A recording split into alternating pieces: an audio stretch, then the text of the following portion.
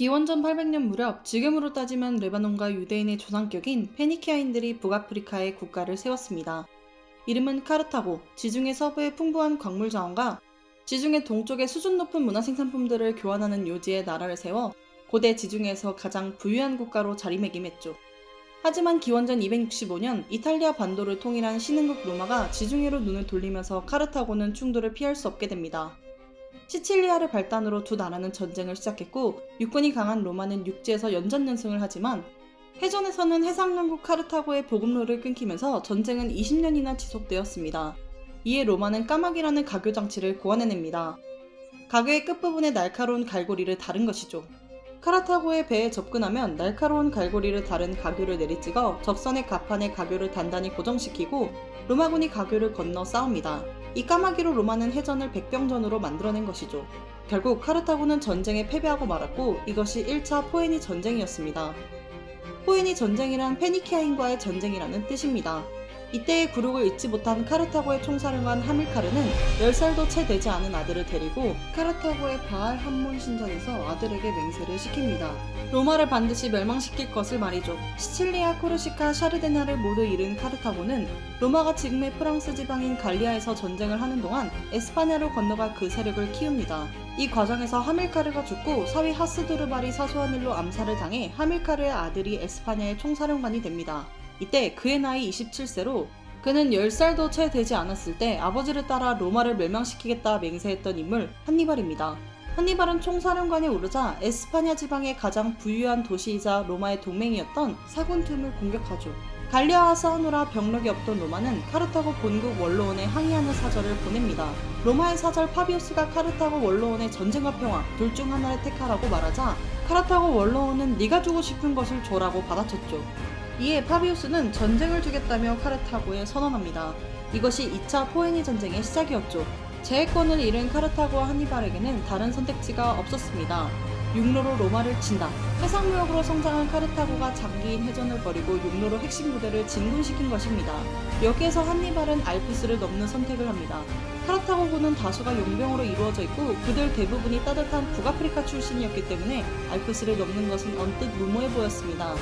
하지만 한니발은 알프스를 넘지 않고 마르세유에서 싸우게 되면 그 주변 갈리아족들이 로마군을 지원할 것이라 확신했고, 알프스를 넘어 북이탈리아에서 싸우게 되면 로마의 적대적인 북이탈리아 갈리아족이 강력한 동맹이 되어줄 것이라 판단했습니다. 결국 마르세유에서 적에게 둘러싸이느니 초겨울이라 할지라도 알프스를 넘는 게 낫다고 생각한 것이죠. 익숙치 않은 추위에 버티며 시시때때로 매복하고 공격하는 갈리아족과 전투를 치르며 알프스를 넘는 일은 로마군을 마주하기 전부터 대다수의 병력을 잇는 모험과도 같았습니다. 보병 38,000, 기병 7,000의 대병력이 이 과정에서만 보병 2만, 기병 6,000으로 줄어들고 맙니다. 하지만 한니발의 판단대로 북이탈리아의 갈리아족들은 로마를 물리쳐줄 희망인 한니발에 적극적으로 보급해주었죠. 한니발이 알프스를 넘었다는 소식을 뒤늦게 접한 스키피오는 알프스를 넘은 카르타고군과 소규모 기병전을 벌였는데, 여기서 집정관 스키피오는 북아프리카의 누미디아 기병에 완전히 포위되고 맙니다.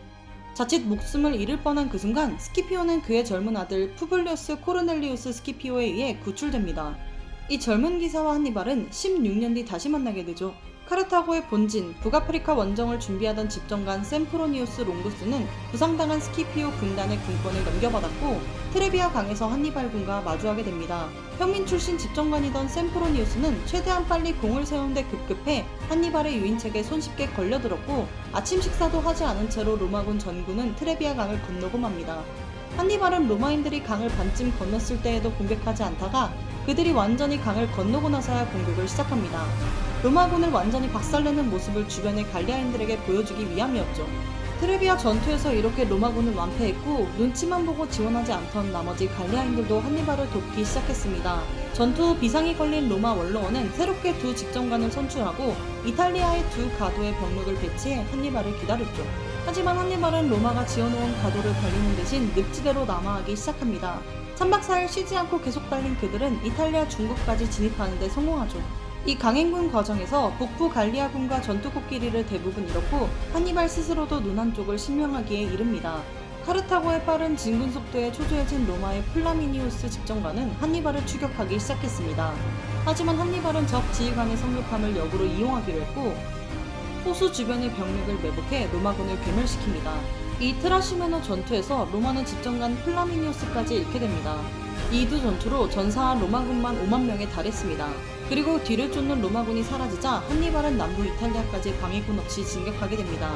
한니발은 로마보다는 그 동맹 도시들을 먼저 공격했습니다. 공성병기가 부족한 탓에 로마를 직접 공격하는 것을 피한 점도 있었지만 로마를 지탱하는 동맹 도시들과의 연합을 부수는 것이 목적이었죠. 동맹시가 위험해도 저 로마는 도우러 오지 않는다는 것을 보여 로마 연합을 해체하고 나면 홀로선 로마는 손쉽게 공략할 수 있으리라 여긴 것입니다. 하지만 연합은 그의 생각보다 더욱 튼튼했고 로마는 과거 카르타고의 항의사절로가 전쟁을 주겠다 선언한 인물 퀸투스 파비우스 막시무스를 독재관으로 임명, 비상사태에 돌입합니다. 파비우스는 한니발과 전면전을 피하고 지연 전략을 펼쳤습니다. 서서히 한니발군을 소모시키겠다는 전략이었죠. 핵심 지휘관이 한니발 한 명뿐이라는 점을 이용해 적 부대에 한니발이 없으면 바로 공격하고 한니발이 이끄는 본대는 절대 공격하지 않고 방어로만 일관했습니다. 식수와 식량은 모조리 치우면서 말이죠. 한니발은 파비우스의 지구전에 고전을 면치 못했습니다. 한니발군이 동맹시를 공격해도 연합은 무너지지 않았고 보급이 끊겨 식량이 부족해지기 시작했죠. 카르타고군은 겨울철 식량을 찾으러 카실리눔으로 가고자 했지만 길 안내인이 이를 잘못 알아듣고 카시눔으로 인도하고 말았습니다. 이 기회를 놓지 않고 파비우스는 카르타고군의 보급로를 완전히 차단하고 궁지에 몰았습니다. 하지만 한니발은 당황하지 않고 약탈한 3,000마리의 소의 뿔에 불을 붙여 로마 측에 뿌려놓고 본대는 타 지역에 유유히 빠져나가 그 위기를 탈출했죠. 이 사건으로 파비우스는 로마인들의 미움을 사 원로원은 그를 겁쟁이라 규탄하며 독재관의 임기를 연장하지 않았습니다. 로마는 파비우스 대신 한니발과 싸울 용기 있는 집정관 바로와 파울루스를 선출해 보병 8만, 기병 6,400을 모아 결전을 준비했습니다. 기원전 216년 8월 2일 전투는 시작됩니다. 로마의 병력은 보병 8만, 기병 2,400, 중기병 4,000이었으며 카르타고는 보병 4만, 기병 1만 명이었습니다. 제일 먼저 카르타고의 하스두르발이 이끄는 갈리아 귀족 중기병, 스페인 중기병대가 로마 기병대에 돌진합니다. 애초에 기병의 수에서 앞서기 때문에 수로 제압하려 한 것이죠. 이 기병전에서 로마의 집정관 파울루스는 부상을 당하고 맙니다. 동시에 우익에서는 누미디아 기병대가 창을 던지며 추격하면 빠지고 돌아가면 다시 창을 던지며 로마군의 힘을 빼고 있었죠. 그 사이 로마군의 중보병이 밀집해 진군합니다. 카르타고는 로마군의 맹공에 뒤로 밀려나기 시작했습니다. 한니발은 이 전투가 있기 하루 전날 로마군이 강에서 식수를 깃는 것을 방해하고 병력을 동쪽에 배치해 두었습니다. 아침에 전투가 시작되면 로마군이 정면에 해를 바라보며 진군하도록 하기 위해서였죠.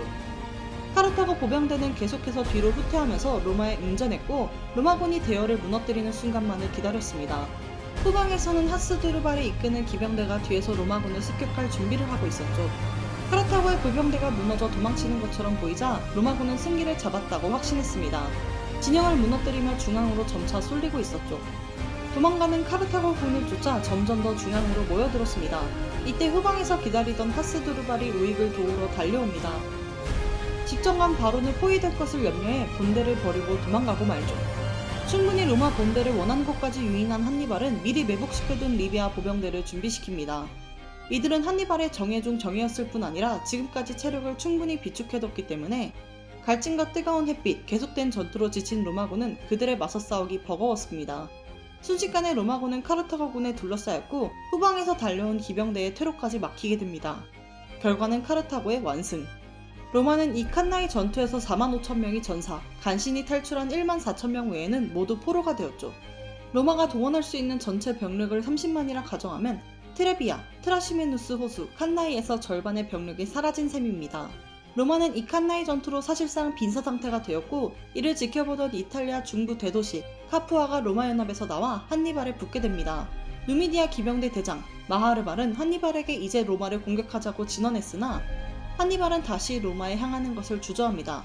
카푸아처럼 주변 도시들이 로마 연합을 이탈할 것이라 기대한 것이죠. 하지만 로마 연합의 핵심이 되는 라티움의 동맹시 중에서 단 하나의 이탈도 나오지 않았고 이후 로마는 파비우스의 전략을 충실히 이행하며 10년간 한니발과의 전면전을 피했습니다. 그리고 로마는 빈사 상태에서 회복하기 시작하죠. 어떻게 이것이 가능할까요? 로마는 칸나이 전투에서 도망쳐온 바로 집정관을 비겁하다고 벌하지 않았습니다. 오히려 원로원 전원이 성문까지 나와 조국을 위해 싸워준 것, 살아 돌아와준 것에 감사를 표했죠. 그들이 비웃었던 파비우스에게도 로마의 방패라는 영예로운 칭호를 수여하며 그를 존중했습니다. 그들의 공화정이라는 시스템은 견고했고 책임 추궁 대신 용서와 화합, 마음에 들지 않더라도 인정하는 모습은 로마의 인재풀을 그 어느 나라보다 두텁게 만들어주었습니다. 여기에 한 인물이 나타납니다. 한니발이 알프스를 넘자마자 벌인 소규모 기병전에서 목숨을 잃을 뻔한 스키피오 집정관, 그리고 그의 젊은 아들 스키피오. 이 젊은 스키피오가 로마의 새로운 집정관으로 선출된 뒤 아프리카로 건너가 카르타고와 누미디아를 공격합니다. 카르타고 본국은 누미디아까지 로마의 손에 넘어가자 한니발에게 귀국 요청을 보냅니다. 한니발은 결국 로마를 눈앞에 두고 본국을 지키기 위해 병력을 물리게 되죠. 아프리카 자마에서 스키피오와 만난 한니발은 화친을 제안하지만 거부당하고 결전에 나섭니다. 3번이나 한니발과 전투를 치러본 젊은 스키피오는 칸나이 전투를 자마에서 그대로 재현합니다. 결국 한니발은 자신이 키워낸 적에게 패배하고 맙니다. 한니발의 전술은 누구보다도 열심히 탐구하고 적용한 것은 다름이 아닌 스키피오와 로마인들이었던 것이죠. 그는 포로가 되지 않기 위해 소아시아로 도망갔다가 로마인 백인대장의 추격을 알고 몸에 항상 지니던 독을 마셔 자살합니다. 카르타고는 로마의 요구에 따라 해군을 해체하고 모든 해외 영토 소유권을 로마에 넘겼습니다. 하지만 그럼에도 카르타고는 부유했습니다. 그들이 만들어 놓은 뛰어난 해상무역의 토대는 여전했기 때문입니다.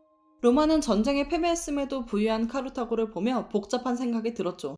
제2의 한니발이 나올지도 모른다는 불안감과 저 부유함은 우리가 언제든 손쉽게 얻을 수 있는 것이라는 생각이 그들을 움직이기 시작했습니다.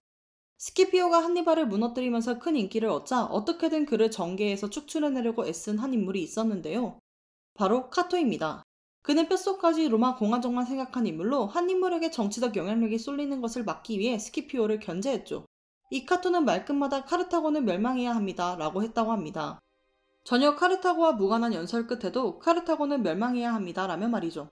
그만큼 카토를 비롯한 로마인들은 잠재적인 적을 반드시 제거해야 한다고 생각한 것입니다. 결국 힘없는 카르타고는 제3차 포에니 전쟁으로 흔적도 없이 사라지고 맙니다. 2011년 6월 구글은 구글 플러스라는 누가 봐도 명백한 페이스북 카피를 런칭했습니다. 당시 구글은 페이스북보다 무려 10배나 큰 기업이었습니다. 하지만 갈수록 유저들이 구글 사이트를 이용하는 시간보다 페이스북에서 보내는 시간이 더 많아지면서 구글은 위기의식을 느꼈고 페이스북을 공격하기로 합니다. 유튜브, 지메일, 안드로이드를 통합하는 소셜미디어 구글 플러스를 런칭한 것이죠. 광고가 너무 많아 광고공해라 불리는 페이스북과는 달리 구글 플러스는 광고가 매우 적었습니다. 구글 플러스의 목적은 디지털 광고 매출이 아니라 페이스북이 차지한 소셜미디어 점유율을 가져오기 위함이었기 때문이죠. 당시 구글의 연 매출은 3,790억 달러, 페이스북은 37억 달러로 무려 10배나 차이 나는 상황이었습니다. 구글 플러스가 출시된 바로 그날 오후 1시 45분, 저커버그는 직원들에게 이메일을 보내 사방이 유리벽으로 둘러싸여 수족관이라 불리우는 회의실에 다들 모일 것을 지시했습니다. 회의실 위에는 전에 없던 네온 사인이 달려 있었습니다. 록다운이라고 쓰여 있었죠. 직원들이 모이자 저커버그는 입을 열었습니다. 구글이 전쟁을 시작했습니다. 이제 페이스북이 살아남거나 구글 버전의 페이스북이 살아남거나 둘 중 하나입니다. 지금부터 락다운을 선언합니다. 전 직원들은 출퇴근 없이 주 7일 개발에만 몰두하십시오. 회사 캠퍼스 안에서 먹고 자고 씻으며 주말에도 가족과는 캠퍼스 안에서만 만날 수 있도록 합니다. 그리고 저커버그는 로마를 자처하고 나섰습니다. 제가 가장 좋아하는 로마 연설가 중 한 명이 카르타고 델렌다 에스트라는 문구로 모든 연설을 마쳤습니다. 영어로는 카르타고 must be destroyed.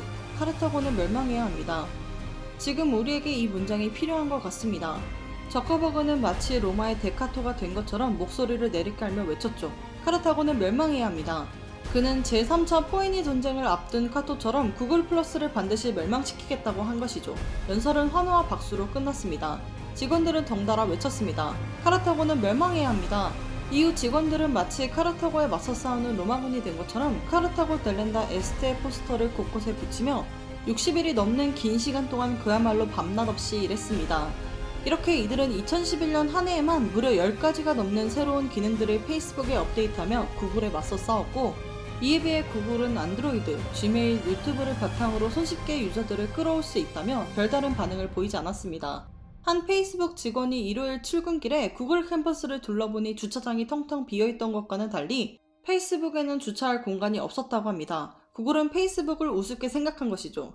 게다가 유튜브 공동 창업자인 자베드 카림조차 유튜브에 댓글을 다는데 왜 빌어먹을 구글 플러스 계정이 필요한 것이냐며 불만을 토로할 정도로 기존의 안드로이드 진영 유저들은 구글 플러스에 가입을 해야 서비스를 이용할 수 있다는 점이 마음에 들지 않았습니다. 그로부터 2년이 지나 2013년 말 페이스북은 10억 명의 사용자를 유치하는 데 성공한 반면 구글은 3억 명의 사용자만 확보하는 데 그쳤습니다. 결국 2014년 구글 플러스를 담당하던 빅 군도트라 수석 부사장이 사임하면서 구글은 구글 플러스와 안드로이드를 엮는 행위를 중단하겠다 선언합니다. 새롭게 생긴 불편함 때문에 기존의 유저들까지 떨어져 나갈까봐 두려워한 것이죠.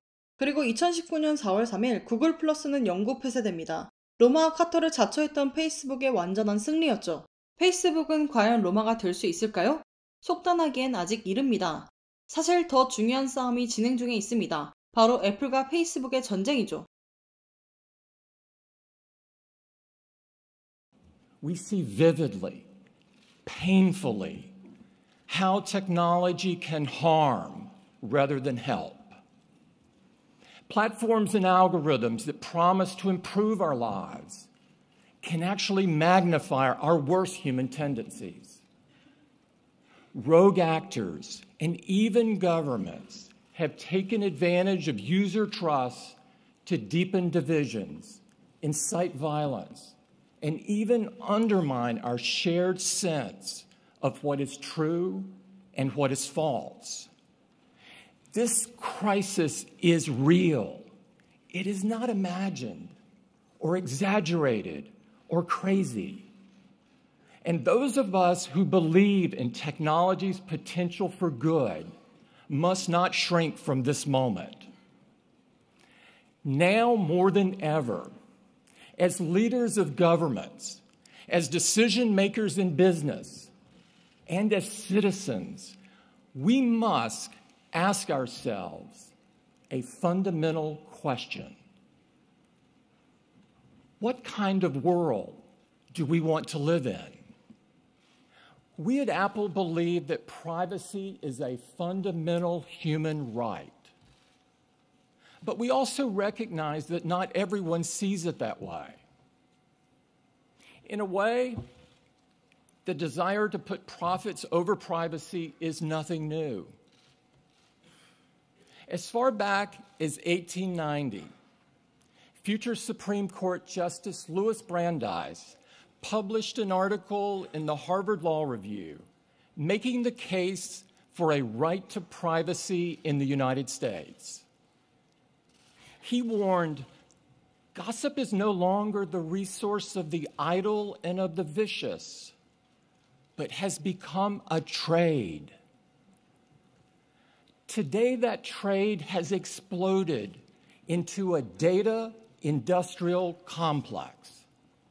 Our own information, from the everyday to the deeply personal, is being weaponized against us with military efficiency. Every day, billions of dollars change hands and countless decisions are made on the basis of our likes and dislikes, our friends and families, our relationships and conversations, our wishes and fears, our hopes and dreams. These scraps of data, each one harmless enough on its own, are carefully assembled, synthesized, traded, and sold. Taken to its extreme, this process creates an enduring digital profile and lets companies know you better than you may know yourself. Your profile is then run through algorithms that serve up increasingly extreme content, pounding our harmless preferences into hardened convictions. If green is your favorite color, you may find yourself reading a lot of articles or watching a lot of videos about the insidious threat from people who like orange. In the news, almost every day, we bear witness to the harmful, even deadly effects of these narrowed worldviews.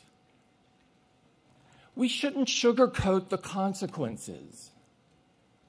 This is surveillance. And these stockpiles of personal data serve only to enrich the companies that collect them. 미래 인터넷 생태계는 크게 두 가지로 나뉩니다. 광고주가 비용을 지불하는 광고 중심의 무료 인터넷과 소비자가 직접 비용을 지불하는 구독의 인터넷이 바로 그것입니다. 이 중 사용자가 직접 비용을 지불하지 않고 광고만 보면 무료로 이용할 수 있는 무료 인터넷은 구글과 페이스북이 가장 대표적입니다. 유튜브나 페이스북을 사용할 때 광고만 보면 서비스 자체는 무료로 사용할 수 있죠. 하지만 이 광고 중심의 무료 인터넷 기업들은 사용자에게 더욱 정교한 맞춤형 광고를 달아내야 더 많은 광고 매출을 기록할 수 있습니다. 그렇기 때문에 더욱 타겟팅 기술을 정교하게 하는 데에 관심을 두고 있죠. 타겟팅 기술을 정교화하려면 어떻게 해야 할까요? 이 사용자가 무엇을 좋아하는지, 인간관계는 어떤지, 정치적 성향은 어떠한지, 재력은 얼마나 되는지, 어디에 살고 있는지, 무수한 정보, 즉 프라이버시를 수집해야 합니다. 애플의 팀 쿡은 바로 이 점을 지적한 것입니다. 무료를 표방하는 광고 중심의 인터넷 기업들이 고객들의 프라이버시를 인권이 아니라 자원처럼 쓰고 있다는 것이죠. 그리고 더 많은 시간을 무료 인터넷을 사용하도록 하기 위해 그들의 성향을 자극하고 사탕발림한다는 것입니다. 무료의 대가는 사회가 치른다는 것이죠. 양극화와 극단적인 대립, 거짓과 진실을 구별하기 힘들도록 하면서 말입니다. 왜 애플이 광고형 인터넷에 이토록 날선 비판을 하는 것일까요? 바로 자사의 비즈니스를 구독형 인터넷으로 결정했기 때문입니다. 하드웨어 기반으로 성장했던 애플이 이제 소프트웨어 기업, 그 중에서도 구독형 인터넷을 노리기 시작한 것이죠. 광고형 인터넷과 구독형 인터넷은 양립할 수 없습니다. 한쪽이 커지면 반대편은 파이가 작아질 수밖에 없죠. 애플의 이러한 행보는 반도를 통일하고 카르타고의 지중해를 엿보는 로마의 모습과 닮아 있습니다. 이와 같은 강렬한 비판에 페이스북의 저커버그는 즉각 대응했습니다. As technology becomes a more important part of people's lives, the right regulation is important to hold us accountable and to help protect people. It will also give our industry a clear path to build from. We want to work with you on this, and we're committed to taking a broad view of our responsibilities and working with experts to make sure that the services we build do the most good that they can in the world. And when you connect 2 billion people, you're going to see all the beauty and the ugliness that humanity has to offer. Our job is to amplify the good and mitigate the harm, to make sure that people are safe on Facebook and that their information is protected. That's our basic ethical responsibility to everyone who uses our services. We've always taken this responsibility incredibly seriously, and the past year has shown us that we have a lot more work to do, including the recent attack we faced and Cambridge Analytica. Security is not a problem that you ever fully solve, but we're constantly working to improve our systems. This year, we learned from issues we faced, and we dramatically restricted the information people can share with developers when they install apps. We've reduced the ways that advertisers can target ads, and we're building a new tool so people can clear their history of all the browsing activity off Facebook. We're investing heavily in both privacy and security. We now have more than 20,000 people working to keep people safe and protect their information, and we recently created a new privacy and data use team with the sole focus of giving people more control over their data. 저커버그는 광고 위주의 무료 서비스가 기술적 개선을 통해 프라이버시 문제를 해결할 수 있다고 말합니다. 뿐만 아니라 대다수의 애플 고객들이 팀쿡의 주장만을 믿고 따르는 것에 대해 애플에 돈을 지불하고 있으니 애플과 스스로를 동일시하는 것 아니냐며 정말 애플이 당신들의 편이라면 제품을 더 싸게 판매할 것이라 반박했습니다. 충성도 높고 끈끈한 팬덤을 바탕으로 성장하는 애플은 이전의 적에게도 시민권을 나눠주며 연합으로 성장한 로마와도 같습니다. 페니키아인의 후손, 유대계 미국인인 저커버그는 마치 그렇게 시민권을 받은 동맹시의 로마인들에게 정말 로마가 너의 편인 줄 아느냐며 외치던 한니발의 모습과 비슷하죠. 본격적인 전쟁은 애플에서 시작했습니다. IDFA는 광고 식별자란 뜻으로 앱 개발자나 광고주가 기기 사용자의 개인정보를 추적할 수 있도록 허용해주는 프로그램을 말합니다. 애플은 이 IDFA를 2012년부터 아이폰, 아이패드 등 모든 자사 제품에 심어두었습니다. 광고주들은 이 IDFA를 추적해 해당 기기가 접속한 웹사이트, 설치한 앱, 이전에 클릭했던 광고 등을 알 수 있게 되는 것이죠. 기존의 애플은 앱 개발자와 광고주들이 이 IDFA에 무제한으로 접근할 수 있게 했습니다. 유저가 직접 설정, 개인정보 보호, 추적, 앱이 추적을 요청하도록 허용으로 들어가 각각의 앱들이 프라이버시를 스크랩할 수 있을지 그 여부를 직접 선택하지 않는다면 말이죠. 하지만 대다수의 애플 유저들은 이 기능을 찾아 끄지 않았습니다. 무료 광고 중심 인터넷 진영이 얼마든지 개인정보를 수집하도록 내버려뒀죠. 이에 애플은 더 강한 압박을 내놓았습니다. 2020년 6월 기존 IDFA 방식 대신 iOS 14부터는 이제 별도의 팝업 창으로 각 앱들의 개인정보 수집 여부를 확인받겠다는 것입니다. 예를 들면 페이스북이 당신이 다른 앱과 사이트에서 활동한 정보를 추적할 수 있는 권한을 준 데 동의하시나요? 저런 말이죠. 애플은 이 기능을 2021년 봄을 기점으로 도입, 앱이 처음 실행될 때 추적이 허용할지에 대해 사용자들에게 물을 예정입니다. 처음 페이스북은 큰 영향이 없을 것이라 반응했습니다. 하지만 그 시기가 가까워오자 점점 이 문제를 심각하게 받아들여 강력 반발에 나섰습니다. 성격 테스트 앱을 이용해 무려 5천만 명의 개인정보를 수집, 이 정보를 바탕으로 트럼프의 선거 전략을 수립했던 케임브리지 애널리티카 사건은 페이스북이 얼마나 고객들의 개인정보를 허술하게 관리했는지를 알 수 있는 사건이었습니다. 이 사건으로 페이스북은 50억 달러의 벌금을 물었고 2018년 4월 미국 의회에 출석한 저커버그는 We didn't take a broad enough view of our responsibility, and that was a big mistake. And it was my mistake, and I'm sorry. I started Facebook, I run it, and I'm responsible for what happens here. It's not enough to just connect people. We have to make sure that those connections are positive. It's not enough to just give people a voice. We need to make sure that people aren't using it to harm other people or to spread misinformation. 퓨 리서치가 조사한 현지 설문조사를 보면 스마트폰 제조사, 즉 애플에 대해서는 프라이버시를 보호해줄 것이라는 의견이 70%에 달했으나 페이스북과 같은 소셜미디어 기업이 프라이버시를 지켜줄 것이라는 긍정 여론은 47%, 부정 여론은 51%에 달했습니다. 이렇게 고객의 신뢰가 많이 떨어진 상황 속에서 사용자들이 개인정보 수집에 동의하지 않는다면 정교한 개인 맞춤형 광고를 실행할 수 없습니다. 이는 경제력이 부족한 학생 유저들에게 차량과 부동산 광고를 띄운다든지 중년의 유저들에게 학원 관련 광고를 띄우게 된다는 뜻이며, 이러한 비효율적인 광고 배치로 실제 클릭이나 제품 구매까지 이어지기 힘들어져 디지털 광고 매출이 크게 떨어진다는 것이죠. 페이스북은 더 이상 여론이 악화되는 것을 내버려둘 수 없었고 뉴욕타임즈, 워싱턴 포스트, 월스트리트 저널에 전면 광고를 실었습니다. 애플의 이 새로운 정책은 결국 소상공인, 중소기업의 피해로 이어진다는 것이죠. 워싱턴 포스트는 2021년 2월 두 기업이 조만간 대대적인 팝업 전쟁을 벌일 것이라 예상했습니다. 저커버그는 사용자에게 더 나은 광고 경험을 주기 위해 추적을 수락하도록 애플에 요구하고 있습니다. 하지만 팀 쿡은 이미 광고 중심의 무료 인터넷과 그 알고리즘이 사회 악이라 규정하고 있습니다. 애플이 새롭게 구축하는 구독형 인터넷에 이 무료 인터넷 진영은 걸림돌일 뿐입니다. 지금까지 알려진 페이스북의 대응은 다음과 같습니다. 첫째, 새로운 애플의 체제 내에서도 어떻게든 개인정보 수집 약관을 수락하도록 하는 방법을 찾아낼 것. 둘째, 애플이 새롭게 수집하지 못하도록 하는 정보는 모든 개인정보가 아니라 검색 기록, 쿠키 등으로 제한됩니다. 이미 페이스북은 고객이 어떤 사람인지에 대해 잘 파악하고 있으며 애플의 시장 점유율은 23%에 불과하고 안드로이드는 여전히 개인정보 스크랩이 가능합니다. 즉 애플의 이번 공격에 타격이 있다 해도 견딜 수 있을 것이라는 판단이죠. 셋째, 같은 광고 중심의 무료 인터넷 진영인 구글과 협력해 프라이버시 문제를 해결할 방법을 찾아낼 것이라는 겁니다. 페이스북은 지중해를 넘어오는 애플에 대해 새로운 전략을 펼칩니다. 14년을 거슬러 올라가 아이폰이 처음 세상에 나왔을 때 당시 모바일 인터넷이 어떻게 작동해야 하는지에 대한 논쟁이 있었습니다. 모든 것이 공개된 표준 기술을 기반으로 구축되어야 하는지와 모바일 플랫폼을 개발한 회사가 더 많은 제어 권한을 행사하도록 할지였죠. 개방형 인터넷에서 생겨난 페이스북은 전자를 선호했지만 애플은 후자의 방식을 택했고 자체 플랫폼인 아이폰에서 폐쇄적인 방식으로 앱 모델을 밀어붙였습니다. 게다가 앱스토어를 통해 애플이 허용하는 범위 내에서 그들의 표준에 맞게 작성된 앱들을 등록할 수 있도록 했죠. 페이스북은 이렇게 웹 표준에 전혀 영향력을 행사할 수 없다는 사실을 낙담했고 더 이상 애플의 통제권을 뺏기지 않기 위해 2014년 안드로이드 OS폰을 페이스북에 최적화시켜주는 런처 프로그램 페이스북 홈도 개발했습니다. 하지만 이 시도는 실패했고 이를 통해 페이스북은 데스크탑 중심의 웹에서 모바일 웹으로 변화하는 순간 하드웨어와 플랫폼을 놓치면 그 안에 담을 소프트웨어와 기술 표준에서도 영향력을 잃는다는 것을 절실히 깨달았습니다. 그리고 바야흐로 AR/VR의 시대가 옵니다. 다음 주요 컴퓨팅 플랫폼인 글라스 헤드셋에 페이스북이 올인하는 이유가 바로 이것입니다. 페이스북의 VR, AR 하드웨어 팀은 직원 수가 6,000명이 넘습니다.